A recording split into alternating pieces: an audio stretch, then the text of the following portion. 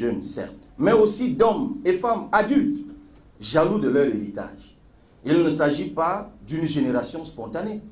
Ce sont des citoyens qui veulent mériter d'être les héritiers de leur père, combattants de notre souveraineté dans les années 50. Ils veulent mériter d'être, 48, d'ailleurs 40 et 50, ils veulent mériter d'être les continuateurs de leurs aînés combattants de la démocratie des années 90. Parce que l'histoire ne fait pas suffisamment hommage à certains de nos aînés. Les années 90.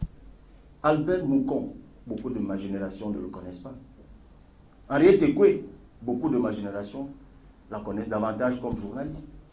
Et Kani Anissé, Dieu Kamtiameni, toutes ces personnes que par grâce j'ai pu rencontrer pour ceux qui sont exilés dans le monde, le combat estudiantin des années 90, certains qui ont été forcés d'être exilés.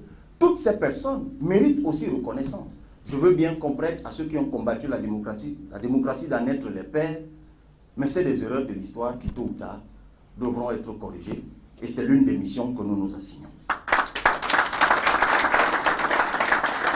Nous voulons simplement nous montrer prêts à porter une vision. Richard Macon le disait, d'être digne, ou alors digne d'être à vos côtés, prêts à gouverner. Ensemble, nous ferons assurément des exploits.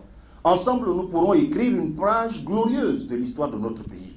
Le Parti Univers a sans doute perçu cela et a décidé d'adresser un message de rassemblement à toute la communauté nationale. Par ma voix, le mouvement 11 millions de citoyens a reçu le message. Et à votre main tendue, capitaine opérationnel, nous répondons oui.